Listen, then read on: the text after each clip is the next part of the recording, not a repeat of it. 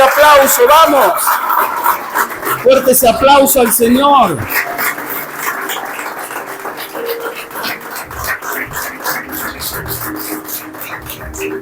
Gloria a Dios, bendecía que tenía a tu lado, saludale e invitale a tomar asiento. ¿Cuántos están contentos? A ver, ¿cuántos?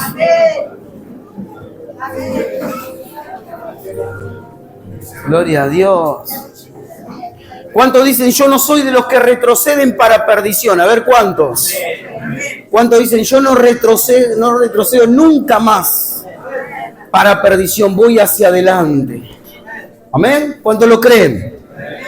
Gloria a Dios. Vamos a abrir la Biblia. Vamos a abrir la Biblia en el libro de Salmo. Salmo capítulo 34, versículo 4. Y he titulado el mensaje de esta noche, el cambio es genuino. Mira lo que está a tu lado y dile lo siguiente: si Dios te cambia, vamos, míralo y dile, si Dios te cambia, ese cambio va a ser verdadero y genuino. ¿Lo creen? Y para eso Dios va a ver nuestro corazón y nuestra actitud. Veamos ahí en el libro de Salmos, como lo dice en el capítulo 34, versículo 4. Y el salmista dice, busqué a Jehová y él me oyó y me libró de todos mis temores. ¿Cuánto dicen todos mis temores? Los que miraron a él fueron alumbrados y sus rostros no fueron avergonzados. ¿Cuánto dicen, busqué al Señor y él me oyó? A ver, ¿cuántos fueron oídos por Dios? ¿Cuántos en esta noche pueden reconocer que en algún momento de su vida buscaron a Dios? ¿Y Dios qué hizo? Dios respondió. ¿Les pasó o no? No había fuerzas, había problema en casa, algo estaba surgiendo, algo estaba sucediendo, pero en un momento buscamos a Dios y ¿cuántos dicen? Dios respondió. El salmista estaba pasando por un momento difícil de su vida, pero él puede reconocer que buscó a Dios y que Dios le oyó. Y luego dice, me libró de todos mis temores. Pero luego en el versículo 5, para profundizar, dice, los que miraron a él fueron alumbrados y sus rostros no fueron avergonzados. Cuando Dios transforma una persona y se produce un cambio radical y verdadero en esa persona, comienzas a ver, ¿qué cosa? Cambios. Y el cambio, ¿cuánto dicen? Es genuino. Es verdadero. Toda persona que se encontró con Jesús, su vida cambió.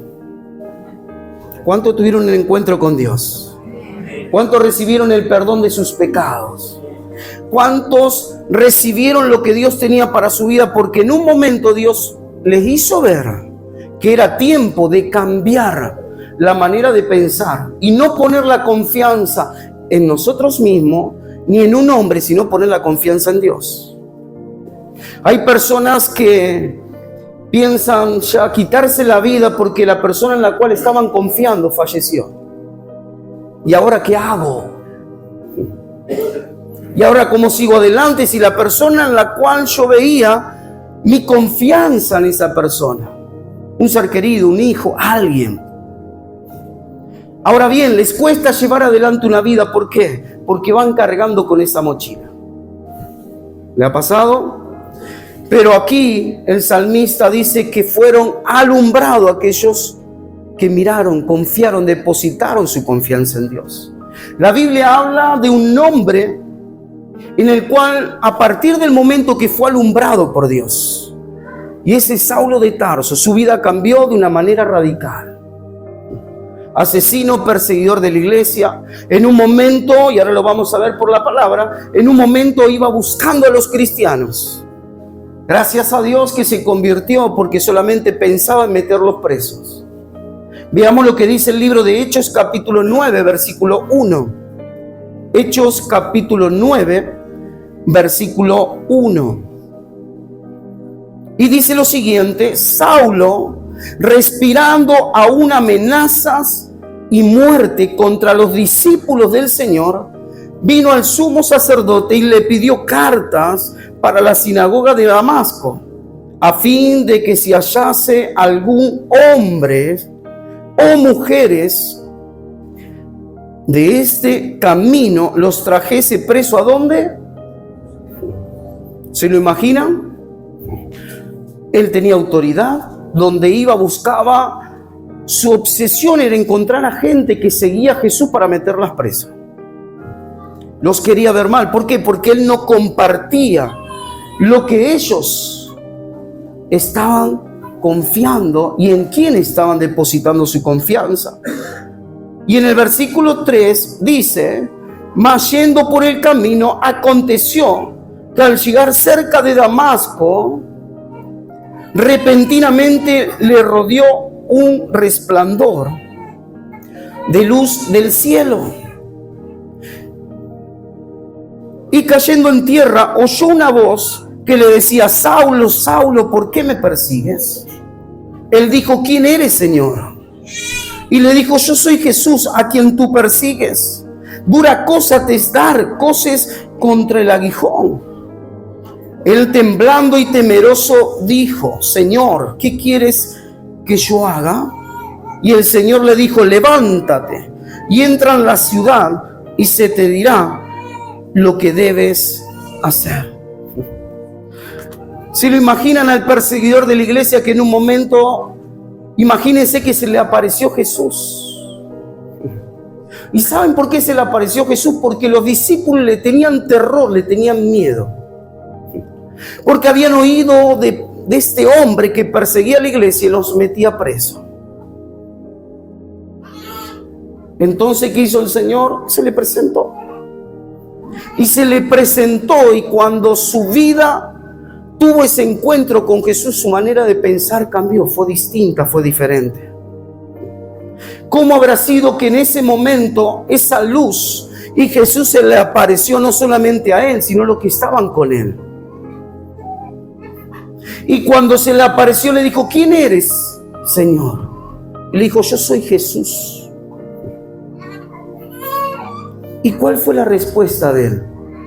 ¿Qué quieres que yo haga? Recuerden que no solamente estaba él, estaban las personas que estaban con él. No dijo: ¿qué quieres que hagamos? Porque cuando uno tiene un encuentro con Dios, la vida personal de uno es la que está en juego. Él no dijo: ¿qué quieres que hagamos? Él lo tomó personal. Él dijo: ¿qué quieres que haga? Porque muchas veces, aún en la misma casa, hay personas que dicen: yo quiero buscar a Dios, quiero entregar mi corazón, pero las personas que me rodean son tan tóxicas que no me dejan buscar a Dios. ¿Lo escucharon alguna vez?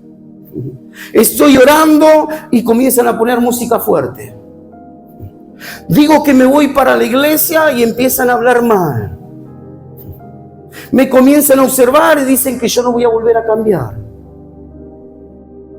Él dijo: Señor, ¿qué quieres que haga? En otras palabras, estaba diciendo: lo que ellos quieran hacer de su vida es algo personal.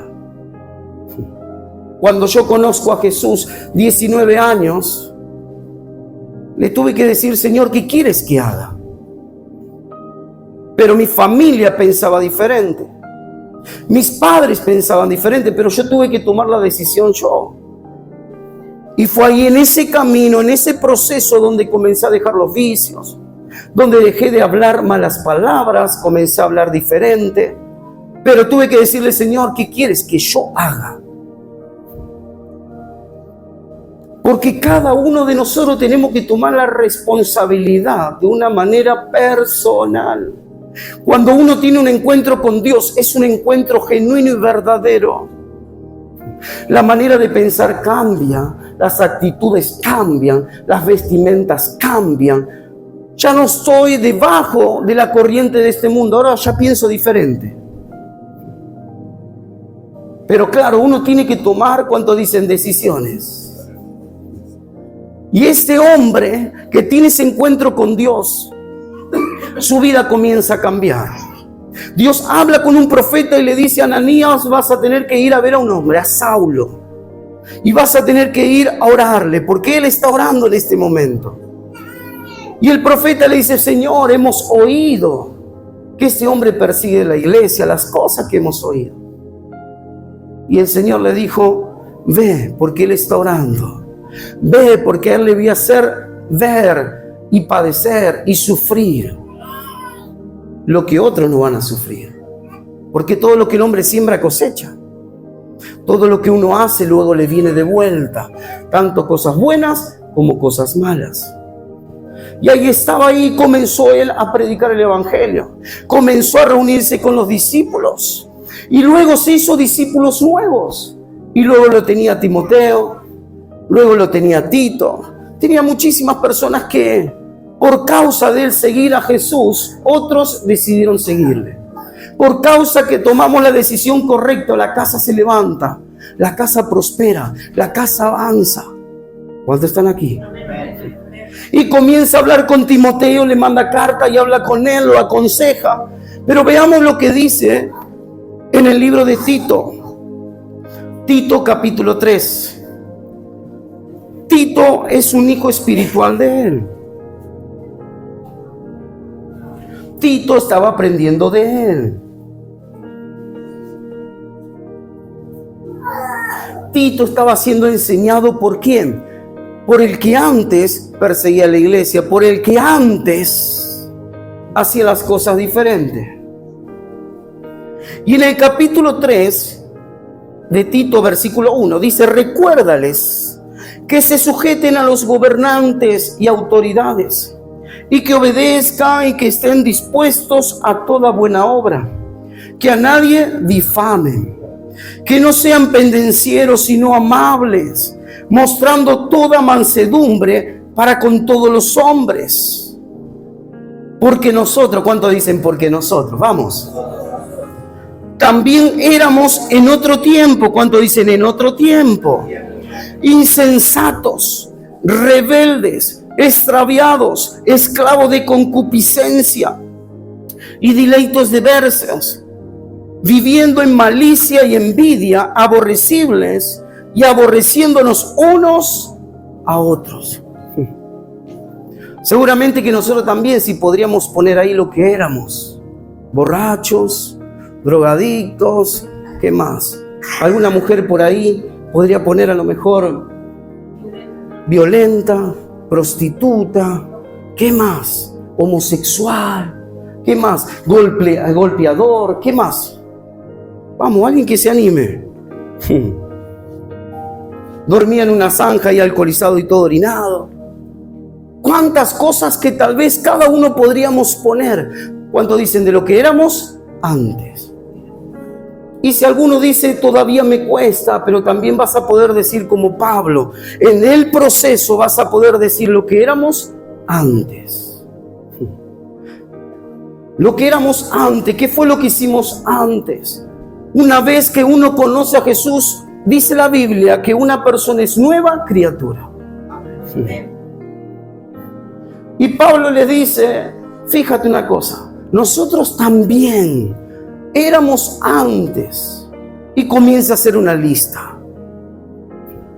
Que seguramente que si tenemos que nosotros poner algo de nuestra vida, vamos a seguir haciendo más extendida esa lista. Porque nosotros antes éramos tiempo pasado. ¿Por qué? Porque él se había encontrado con Jesús. Éramos. ¿Qué es lo que éramos antes de conocer a Jesús? Borrachos, alcohólicos, drogadictos, prostitutos. ¿Qué es lo que eran? Porque cuando la manera de cambiar de una persona es genuina, esa persona cambia. ¿Qué era? Asesino, ladrón, estuve preso. ¿Qué más? ¿Qué más éramos? ¿Qué más éramos? Pero, ¿cuánto dicen pero? ¿Cuánto dicen pero? Leamos el versículo que sigue. En el versículo que sigue, versículo 4. Pero cuando se manifestó la bondad de Dios, nuestro Salvador, y su amor para con los hombres, ¿qué hizo? Nos salvó. No por obra de justicia que nosotros hubiéramos hecho, sino por su misericordia, por el lavamiento de la regeneración y por la renovación en el Espíritu Santo, el cual derramó en nosotros abundantemente por Jesucristo nuestro Salvador. para que justificados por su gracia viniésemos a ser herederos conforme a la esperanza de la vida eterna. Dios dice, no importa lo que tú eras antes, porque cuando se manifiesta Dios en una persona y esa persona le acepta en su vida, Él comienza a trabajar. ¿Cómo puede ser que mujeres que no pueden dar a luz, mujeres que no pueden quedar embarazadas, Dios interviene y a partir de ahí comienzan a quedar embarazadas? ¿Cuántos están aquí? Personas que en su casa hay maldición, pero cuando Dios interviene, solamente la bendición de Dios le alcanza. Pudimos haber sido lo peor, pero, ¿cuántos dicen pero? Pero cuando se manifestó el Señor, nuestra vida cambió. ¿Cómo podemos imaginarnos un perseguidor de la iglesia? Un perseguidor de los cristianos, blasfemo, hablaba mal, los quería llevar injustamente preso. Pero ahora era él el que luego era perseguido por causa del evangelio. Por algo dice la Biblia, es mejor, míralo el que está a tu lado, dile lo siguiente, es mejor, vamos, dile, es mejor padecer haciendo el bien, si la voluntad de Dios así lo quiere, que haciendo el mal. Por algo Jesús dijo, en el mundo va a haber aflicción, pero confía porque yo he vencido al mundo. Una vida transformada, un cambio verdadero y genuino hace que una persona tenga pensamientos diferentes. Que ante la dificultad y el conflicto, por más grande que sea, sabe de que Dios está con él y le va a ayudar a ¿qué? A atravesar ese conflicto. 19 años tenía cuando conozco a Jesús. Dejé los vicios, dejé todas las cosas. Pero había algo que me golpeaba y me golpeaba todos los días. Es que tenía un problema en los pulmones que no podía respirar. Y recuerdo que estaba cansado. 3 veces por semana, lunes, miércoles y viernes, yendo al doctor a que me puedan inyectar. Y cuando era el día viernes, rogaba de llegar hasta el lunes, porque me faltaba el aire. 3 veces por semana, lunes, miércoles y viernes, para que pueda respirar. Pero claro, conocí a Jesús, presenté mi causa delante de Él y Él me sanó.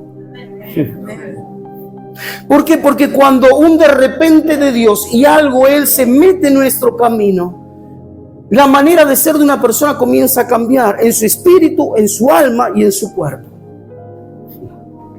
Lo que no pudieron hacer los médicos, el Señor lo hizo. Pero claro, Pablo le habla a Tito y le dice, hey, les quiero que recuerdes esto, que tienen que vivir bajo autoridad. Y que a nadie difamen, hablen a la iglesia y que nadie difame, que no hablen mal, porque nosotros en otro tiempo hacíamos lo mismo. O tal vez éramos peores. Le estaba diciendo, sean humildes con aquellos que no entienden lo que nosotros estamos entendiendo. Pablo, perseguidor de la iglesia, perseguidor de los cristianos, pero cuando se convirtió fue impresionante. Tú ni te imaginas lo que Dios tiene para ti. Métete en el río de Dios y va a ver cómo Dios abre puertas donde están cerradas. Un cambio genuino y verdadero en una persona le hará tomar decisiones correctas. Esas decisiones que luego al pasar el tiempo mirará para atrás y verá que su descendencia es bendita y no maldita por las decisiones que tomamos. Pero claro, ahí estaba él, dando consejo a su discípulo, dando consejo a su hijo espiritual Tito, un joven que no tenía experiencia, pero tenía a alguien que había tenido un encuentro genuino, verdadero con Dios, y ahora podía aconsejar. ¿Se imaginan padres, abuelos, teniendo un encuentro genuino y verdadero y pudiendo instruir y ayudar y enseñar a sus hijos y a sus nietos? Porque tuvieron un encuentro con Dios. Pablo lo podía hacer porque había tenido un encuentro verdadero con Dios. Te ves bendiciendo a tus hijos, a tu generación, a tus nietos, bisnietos, diciéndole hay esperanza en Cristo Jesús, diciendo la maldad se va a multiplicar, pero Dios va a guardar tu casa, te va a guardar cuando vayas a la escuela, en la ida y en la vuelta. Por eso Jesús dice que Él se hizo, siendo rico, se hizo pobre, para enriquecer nuestras vidas y enriquecernos en nuestro espíritu, en nuestra alma y en nuestro cuerpo. Porque somos tripartitos, espíritu, alma y cuerpo, y Dios quiere guardarnos, bendecirnos, para que vivamos el propósito y el plan que Dios tiene para nuestra vida. Cuando uno tiene un encuentro con Dios, las circunstancias que golpean cada día saben de que Dios les puede ayudar a superarlo. ¿Cuántos están aquí? ¿Cuántos quieren tener un encuentro como lo tuvo Pablo? A ver, ¿cuántos? En un momento Pablo se encuentra en un lugar, había una fogata. En un momento una serpiente que sale del fuego se le prende del brazo. Los que lo veían decían, este hombre es homicida, este va a morir. Sacudiendo la serpiente. Y todos esperaban que se hinche, que muera. Pero cuando vieron que nada le pasaba, dijeron, este hombre es Dios. Y no es que él era Dios, sino que Dios estaba con él. Amén. Va a venir una enfermedad, va a venir un problema. Y la Biblia dice que el maligno no le puede tocar a los hijos de Dios. Amén. Por un camino va a venir, pero por mucho va a tener que huir. Todos tuvieron que reconocer de que Dios estaba con él. Cuando uno tiene un cambio genuino y verdadero con Dios, tiene ese encuentro de verdad, su vida cambia, su vida es distinta, su vida es diferente. Una madre, una abuela que comienza a orar ante los problemas de los hijos y de los nietos, y no les dice, se tienen que separar, no, al contrario, dice, vamos a orar para que Dios tenga misericordia y los ayude. ¿Cuántos están aquí? Cuando uno tiene un encuentro genuino y verdadero con Dios, la manera de pensar cambia. Pablo tenía mucho que enseñar porque él lo había experimentado y lo había vivido. Pregunto lo siguiente, ¿tienes algo para enseñarle a tu descendencia, a tus hijos y a tus nietos? ¿Hay algo que tú le puedes aconsejar de lo cual has aprendido de Dios? Por algo dice, cielo y tierra pasarán, pero mi palabra no pasará. Porque el manual de vida que tenemos, que es la palabra de Dios, nos va a enseñar a honrar, a respetar, a trabajar, a amar, a hablar, a bendecir, a ayudar y cuántas cosas. Pueden pasar todo, pero su palabra no va a pasar porque la necesitamos hasta el fin. Cuando te quedes sin fuerza, pero tú tienes la palabra que dice que Dios le da fuerza al cansado y le multiplica las fuerzas aún a aquel que no tiene ninguna. Y tú te levantas ahí firme y estable porque hay una palabra de Dios que te levanta. El problema puede ser el conflicto grande, pero nuestro Dios es mucho más grande. Hace unos días que estoy con la garganta y forzándola continuamente. Pero eso no es problema para mí, porque mi confianza está en Dios. Tenemos que depositar nuestra confianza en aquel que nos amó, nos perdonó, nos limpió, nos purificó. De tal manera que hoy nos sentimos que Dios nos bendijo para bendecir a ¿quién? A la familia, el hogar, a los hijos, a los nietos, a quien sea. De gracia recibimos de Dios y de gracia vamos a dar. Pero para eso, ¿quién lo puede vivir? Cuando tenemos un encuentro y un cambio genuino de verdad de Dios. ¿Cuál es la diferencia en aquel que tuvo el cambio? Un cambio verdadero y genuino, un encuentro con Dios, y aquel que no lo tuvo. Que cuando los momentos difíciles vienen a golpear la puerta de casa, Unos toman la decisión de una manera y otros toman otra decisión.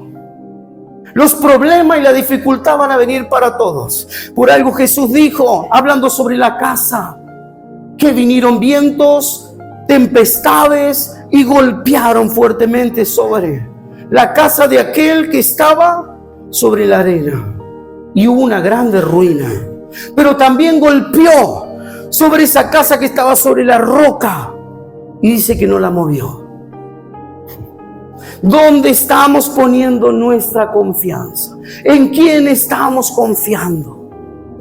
Hemos tenido un encuentro con Dios de tal manera que podamos decir, se puede levantar el mismo infierno, los mismos problemas, las mismas deudas y cuántas cosas, y Dios está conmigo para ayudarme a solucionar esos problemas.